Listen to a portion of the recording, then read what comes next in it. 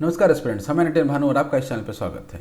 दोस्तों, इस वीडियो में हम लोग सन्यासी एंड फकीर रिवॉल्ट देखने वाले हैं, जो कि मॉडर्न हिस्ट्री ऑफ बिहार का पार्ट है। और ये सारा कुछ आपका इम्तियाज अहमद सर का जो किताब है बिहार एक परिचय, उस पर बेस्ड है। ठीक है, तो आइए टॉपिक को शुरू करते हैं। आगे बढ़ने से पहले एक रिक्वेस्ट है कि प्लीज़ लाइक, सब्सक्राइब और शेयर कीजिए, अपने दोस्तों को भी बताइए।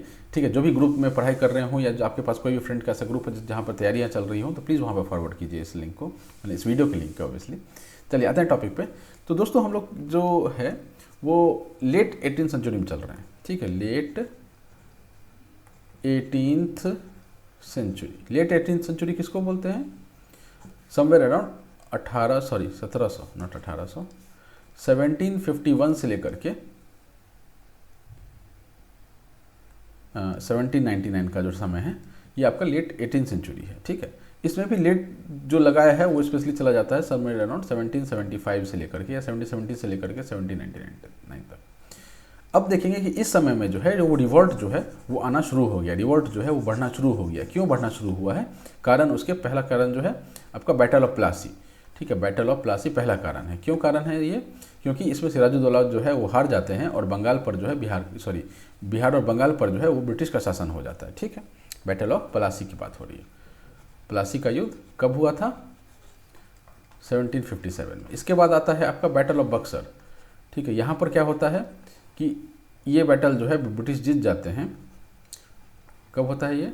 बक्सर 64 सॉरी। ठीक है, ये जो युद्ध है वो ब्रिटिश जीत जाते हैं और 1765 में ट्रीटी ऑफ इलाहाबाद होता है। ट्रीटी ऑफ इलाहाबाद,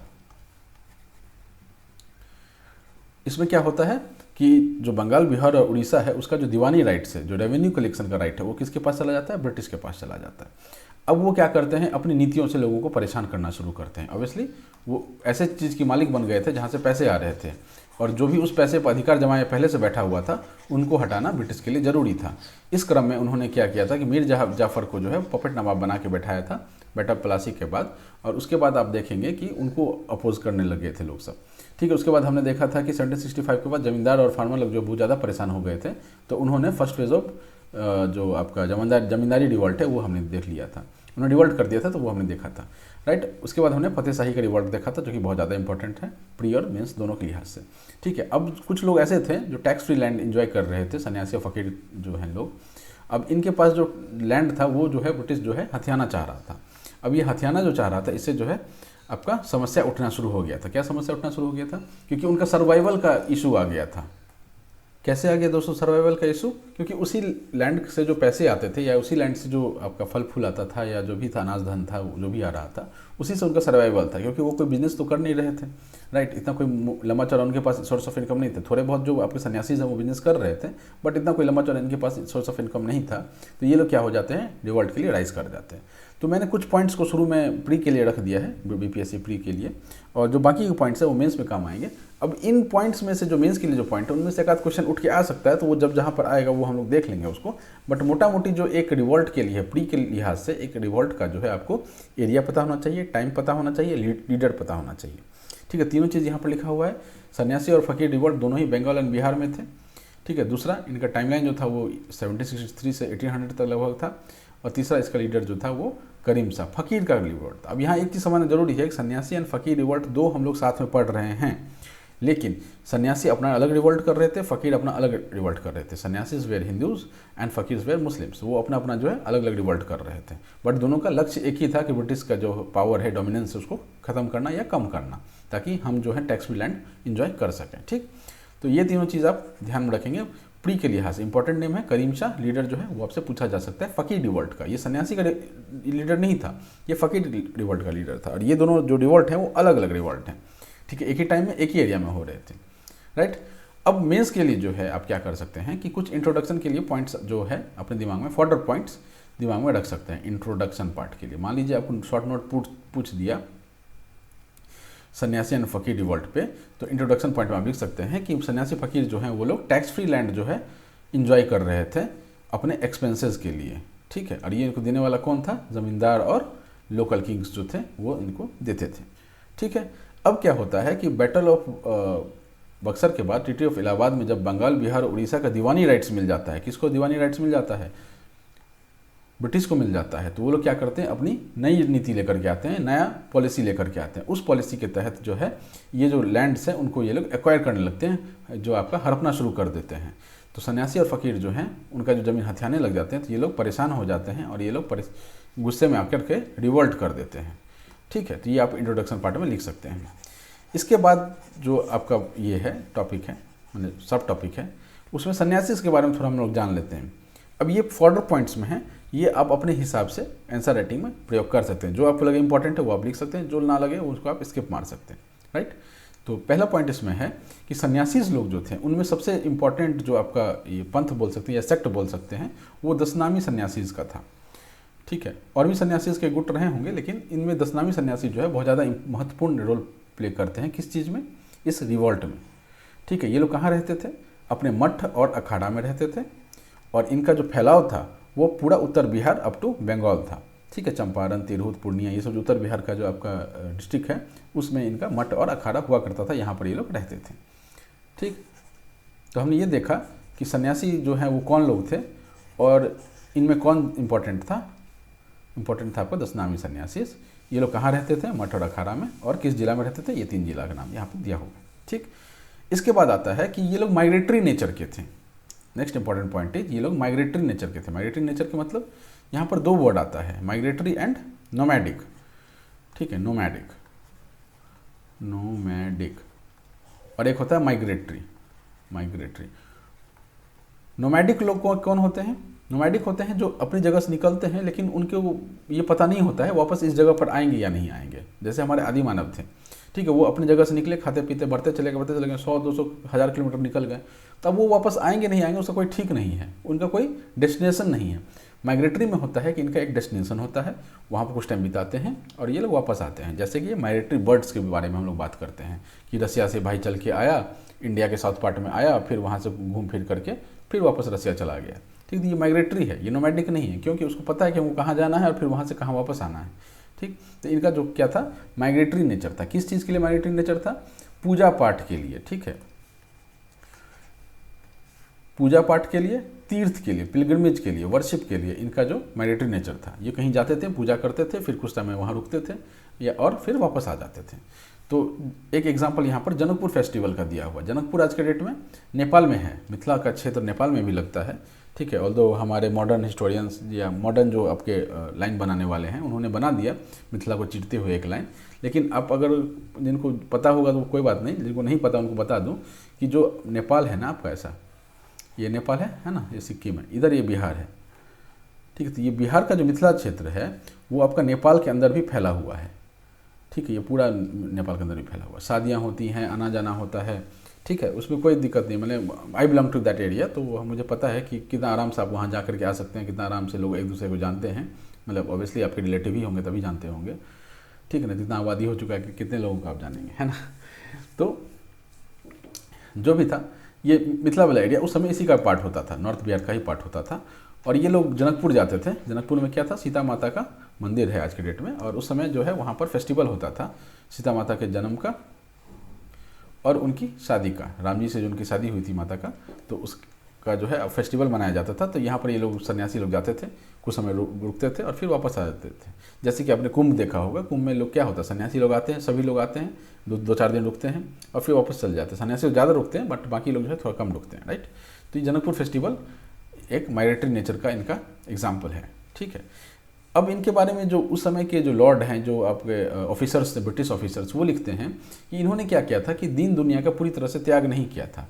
ठीक है, जनरली जो सन्यासीज हैं वो सब कुछ त्याग कर देते हैं, अपना घर बार जो भी है, पैसा जो भी है, अर्थ है, काम है, सबको वो त्याग करके अपने वनवास में चले जाते हैं और वहाँ पर वो ध्यान मग्न हो जाते हैं। ठीक है, पूजा प्रार्थना में लग जाते हैं। उनको दिन कुछ मतलब नहीं है कि कौन सरकार आई, क्या कर रहा है, मेरे घर में क्या हो रहा है, कौन किसी क्या लूट लिया, कौन क्या बेच दे, कौन क्या खरीद ले, कोई मतलब नहीं उनको इन चीज़ों से।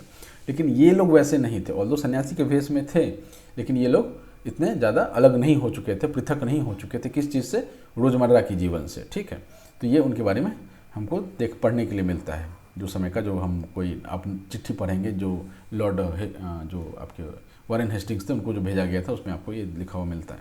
ठीक है, तो और इनके पास क्या होता था, ये हमेशा आर्म्ड होते थे। जैसे नागा साधु को देखा होगा आपने कि आर्मी जो एक अपना शस्त्र वगैरह है वो अपने साथ लेकर के चलते हैं, ठीक, वो भी उस तरह से अपने आप पास जो है शस्त्र रखते थे। सन्यासी के भेष में थे, दिन दुनिया ज़्यादा अलग नहीं थे, और अपने पास क्या रखते थे, शस्त्र रखते थे अपने प्रोटेक्शन वगैरह के लिए, ठीक है। और ये लोग वॉरियर नेचर के थे, ठीक है, ये लोग क्या थे, वॉरियर नेचर के थे। तो ये दो चार पॉइंट आपको यहाँ पर समझ में आ गया होगा। पूरी पहले तो पॉइंट यहाँ पर ये था कि इन्होंने सब कुछ का त्याग नहीं किया था। ऑब्वियसली ये जो रोज़मर्रा का जो जीवन है उसमें ये जो बेशक जुड़े हुए थे, इनके पास शस्त्र होता था, और ये लोग वॉरियर नेचर के थे, ठीक।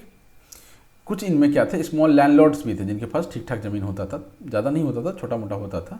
और कुछ जो है वो अपना स्मॉल बिजनेस वगैरह चलाते थे। तो बिजनेस वगैरह में क्या हो सकता है कि कोई छोटा मोटा दुकान चलाते हों, और कुछ लोग क्या करते थे, लोन्स भी देते थे, राइट। तो ये देख सकते हैं आप कि इससे आपको पता लग रहा होगा कि ये काफ़ी जो है जो रोज़ का जो जीवन है उसमें जुड़े हुए लोग थे, ठीक है, सोसाइटी में ही रहते थे, कोई ऐसे अलग से नहीं रहते थे, राइट। तो यहाँ तक हमने पढ़ लिया है। चलिए, इसके बाद क्या होता है कि ब्रिटिश जो हैं इन लोगों से बहुत ज़्यादा ट्रबल्ड हो गए थे, बहुत ज़्यादा परेशान हो गए थे। क्यों परेशान हो गए थे? क्योंकि इन्होंने इनके न्यू लगान सिस्टम को जो है वो चैलेंज कर दिया था, ठीक है। क्या चैलेंज कर दिया था? इनको बोला कि भाई तुम अपना ज़मीन हमको दो। बोला नहीं, हम नहीं देंगे। अब जो भी माने ज़मीन हड़पने के लिए आए उसको मारपीट के लोग भगा देते थे, ठीक है। और इनका जो मिलिट्री और एडमिनिस्ट्रेटिव नॉन एडमिनिस्ट्रेटिव वर्क सब था, ठीक है, military administrative and non administrative work दोनों में इनका हस्तक्षेप रहता था, जस्ट बिकॉज कि उनको अपना जो भी था सीधा करना था, मतलब अपना काम निकालना था, राइट। तो इनके लिए इनका जो पॉलिसी था, ब्रिटिश का जो पॉलिसी था, उसके लिए ये लोग न्यूसेंस बन गए थे, ठीक है। और ब्रिटिश चाहती थी कि कितना जल्दी इनसे छुटकारा पाया जाए, राइट। एक इंसिडेंट हमको देखने के लिए मिलता है, ठीक है, एक इंसिडेंट या पहला इंसिडेंट आप बोलिए देखने के लिए मिलता है 1767 में, जिसमें 5000 जो आर्म्ड सन्यासीज हैं वो सारण जिला में एक साथ पहुंच जाते हैं, ठीक है। और कन्फ्लिक्ट हो जाता है इनका ब्रिटिश के ऑफिसर के साथ। ब्रिटिश ऑफिसर क्या करता है, फौजदार जो था उस समय, जो एसपी रैंक होता होगा उसको फौजदार कहते थे, ठीक है। फौजदार जो था, जो हेड था, एसपी रैंक नहीं बोलिए आप, एसआई बोल लीजिए, ठीक है। एसआई जो था वो अपना सिपाही जो है वो भेजा कि भाई उनको भगाओ, चित्र बितर करो, नहीं तो ये दिक्कत वाली बात है, राइट। अब 5000 आदमी शस्त्र लेकर के एक जगह कहीं इकट्ठा हो जाए तो वो जो है आपका सिक्योरिटी चैलेंज हो जाता है किसी के लिए भी, राइट। तो ब्रिटिश के लिए यहाँ पर एक सिक्योरिटी चैलेंज हो चुका था ये चीज़। और ये क्या करते हैं, फौजदार जो है वो सिपाही को भेजते हैं। वो तो नहीं भागे, लेकिन 100 फौजदार जो है उस लड़ाई में, स्क्रिमिश में मारे गए, ठीक है। तो ये पहला हमको इसका रिबेलियन का ये देखने के लिए मिलता है। एक और क्या मिलता है, 1770 में 10,000 सन्यासी जो हैं वो बनारस में गैदर हो जाते हैं। अगेन ये क्या हो जाएगा, सिक्योरिटी चैलेंज हो जाएगा, राइट। अब ये जो समय देख रहे हैं आप, इस समय ऐसा क्या हो रहा है, एक तो आप ये ज़मीन हड़पना चाह रहे हैं, दूसरा याद हो आपको तो यहाँ इस टाइम पे भुखमरी आई थी। भुखमरी आने से क्या था कि बहुत लोग जो थे आक्रोशित हो गए थे, लोकल लोग जो थे, ठीक है।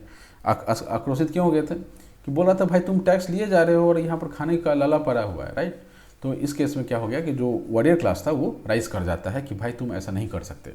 यही इसी का ये एक उदाहरण है। They try to enter Bengal via Patna but they failed, ठीक है, इससे फेल हो जाते हैं, इसमें ये कर नहीं पाते, पटना तक पहुँचते हैं लेकिन फेल हो जाते हैं, ठीक है, ये संभव नहीं हो पाता है, ठीक। At last during the tenure of Warren Hasting का जो टेन्योर था 1773 से 85 में, ठीक है, इस रेवेलियन को सप्रेस किया जाता है। लेकिन फिर भी स्मॉल कॉन्फ्लिक्ट्स जो है वो आपका होता रहता है 1800 तक, after which rebellion was completely dead. इसके बाद जो रेवेलियन है कम्प्लीटली शांत पड़ जाता है। तो हमने क्या देखा कि 1763 लगभग से 65 लगभग से जो है आपका 1800 तक ये लंबा चौड़ा ऑलमोस्ट 30-35 साल का जो समय है उसमें ये रिबेलियन चलता रहा, छोटा मोटा चलता रहा, बहुत ज़्यादा परेशान नहीं हुए, लेकिन मैंने इतना था कि इनका जो सोचने का तरीका था, ब्रिटिश का जो अप्रोच था वो थोड़ा बदलना पड़ा, ठीक है। चलिए फ़कीर्स पे आते हैं।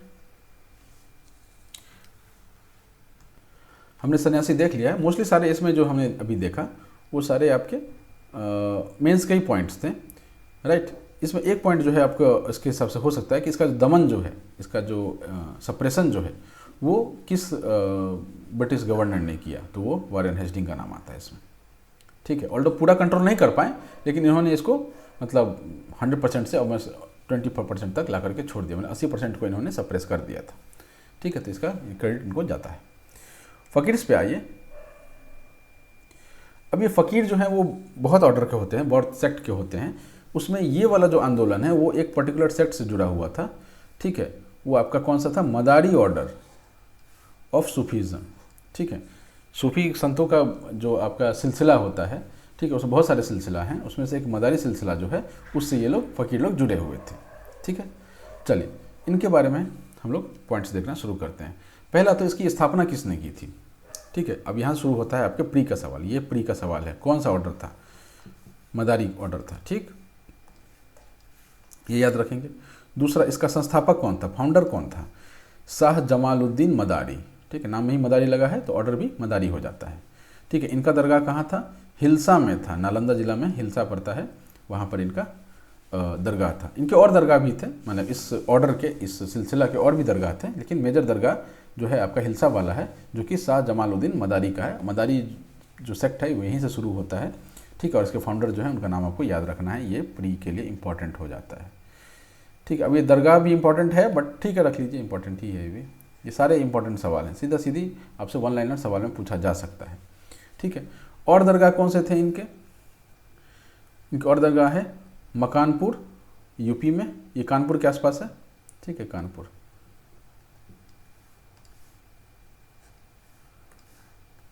के आसपास है, कानपुर।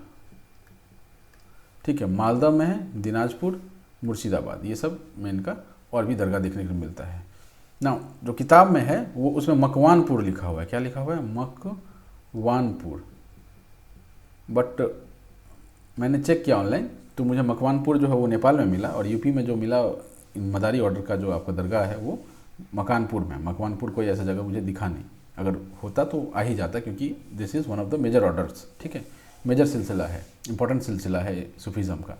ठीक है, तो ये कहीं भी मुझे मिला नहीं, तो हम लोग इसको मकानपुर ही मान के चलेंगे। बाकी किताब में मकवानपुर लिखा हुआ है, किसी और के पास ये इसके बारे में इंफॉर्मेशन हो तो प्लीज़ कमेंट में बताइएगा। ठीक है, तो ये हमारा हो गया। अदर दरगाह इंपॉर्टेंट नहीं है, ये 3 सवाल यहाँ पे इंपॉर्टेंट है, दैट इज़ मदारी फ़कीर, दूसरा शाह जमालुद्दीन मदारी, और तीसरा हिल्सा। ठीक है, चलिए तो हमने देख लिया। अब इनके एरिया ऑफ एक्शन पे आते हैं।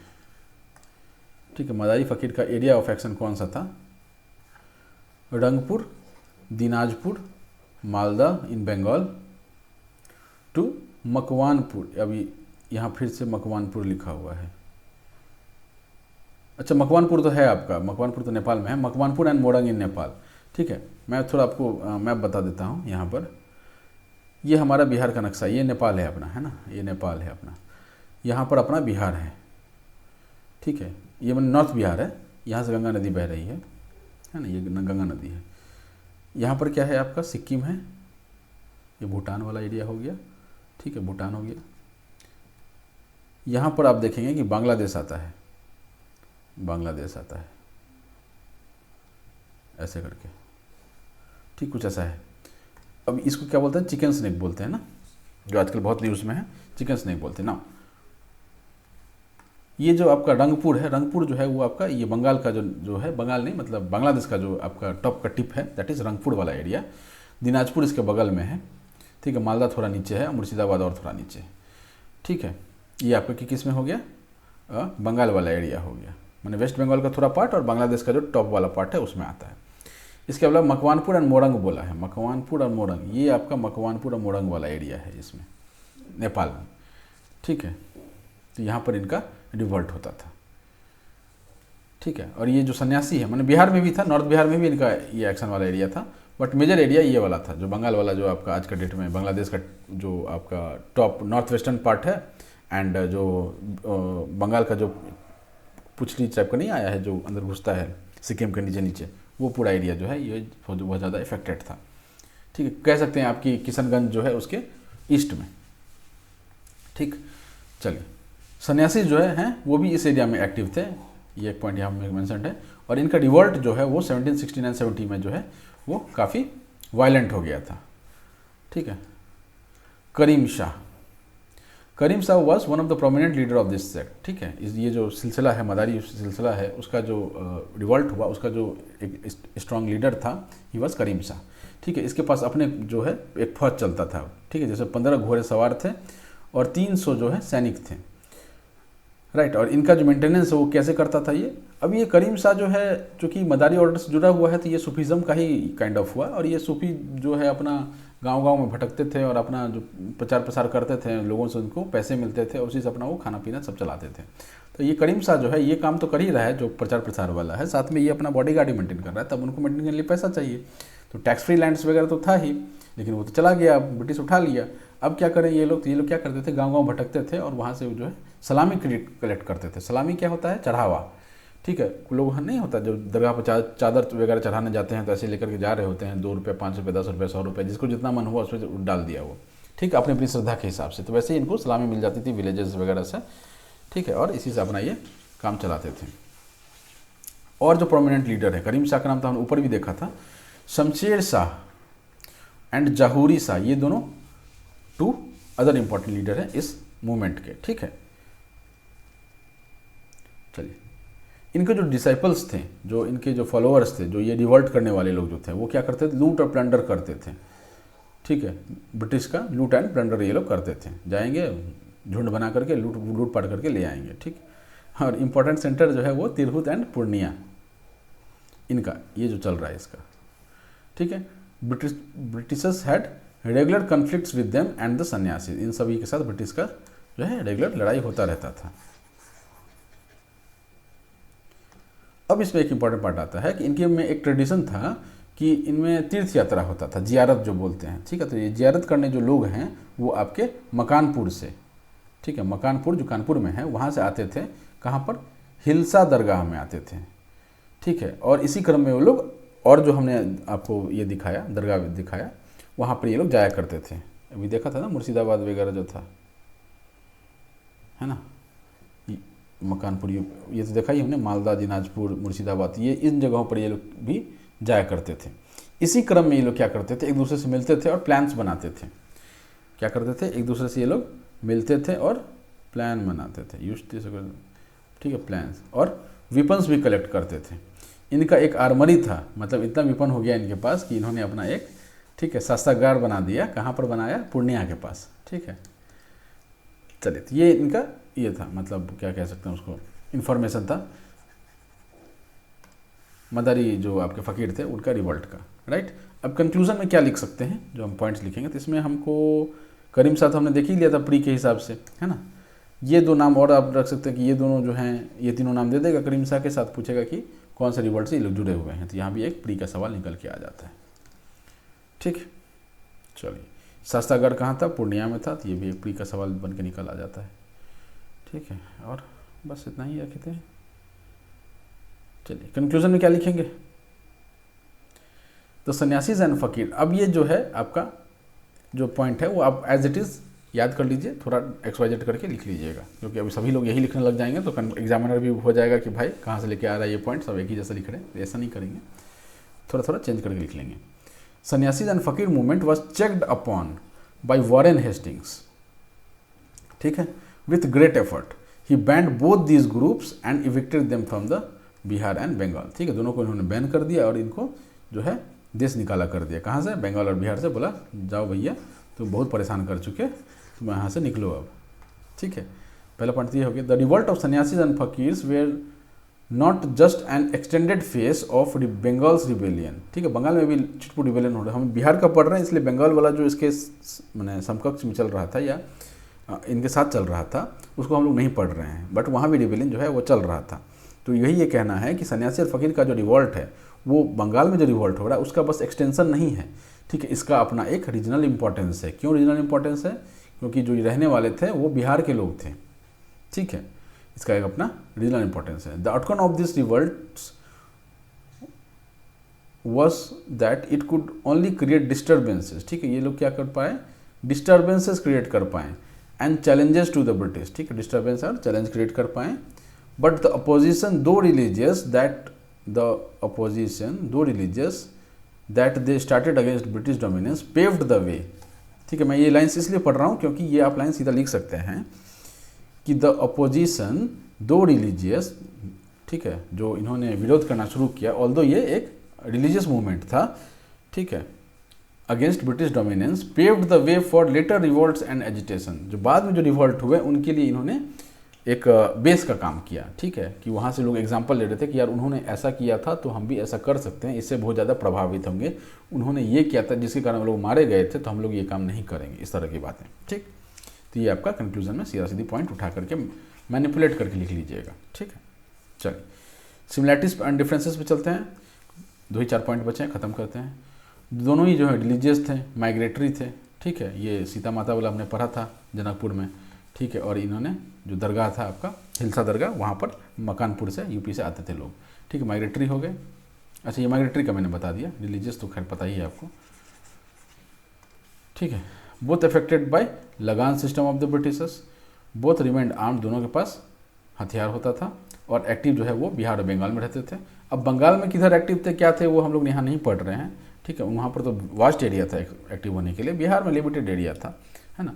Both had support of dissatisfied group of local peoples. ठीक है, दोनों को ही जो असंतुष्ट लोग थे लोकल में, जिनका कुछ ना कुछ ब्रिटिश के हाथों चला गया था, वो इनको सपोर्ट कर रहे थे। जैसे कि स्मॉल डिस्प्लेस्ड जमींदार, जो छोटे मोटे जमींदार रहे होंगे ना, जिनको भगा दिया गया होगा, तो वो भी इनको सपोर्ट कर रहे थे। डिफरेंस क्या था, सन्यासी जो हैं वो फाइनेंशियली स्ट्रॉन्गर थे। हमने देखा कि थोड़ा बहुत वो लोग बिजनेस भी कर लेते थे, तो स्ट्रॉन्गर थे इनसे, फकीर सबसे फाइनेंशियली स्ट्रॉन्गर थे। Fakirs were not involve in administrative interference, इनको एडमिनिस्ट्रेटिव इंटरफेरेंस से कोई मतलब नहीं था। ठीक है, तो ये हमारा पूरी ये है। तो अब ये सिमिलैरिटीज़ और डिफरेंसेस वाला जो चीज़ है, ये भी आप कहीं ना कहीं इंट्रोडक्शन कंक्लूजन में घुसा सकते हैं। ठीक है, बीच का जो बॉडी है वो मैंने आपको बता दिया है, तो आप अपने हिसाब से एक छोटा सा नोट तैयार कर लीजिएगा कि क्या हमको लिखना चाहिए। कि अगर छोटा सा पूछ दे कि भाई, मैंने एक ही सवाल ही बनता है इस पर कि सन्यासी और फकीर रिवोल्ट पे आप शॉर्ट नोट लिखिए। ठीक है, तो आप क्या क्या लिख सकते हैं, तो एक आप नोट तैयार करके लिख लीजिएगा, बार बार पढ़िएगा, 2-4 बार पढ़िएगा तो दिमाग में सेट हो जाएगा क्या क्या पॉइंट्स हमको लिखने हैं, और फिर एग्जाम में आपको ज़्यादा समय सोचने पर नहीं बिताना पड़ेगा। तो इसी के साथ हमारा ये वीडियो ख़त्म होता है। लाइक सब्सक्राइब शेयर जरूर कीजिए, दोस्तों को भी बताइए। ठीक है, चलिए टाटा, ऑल द बेस्ट।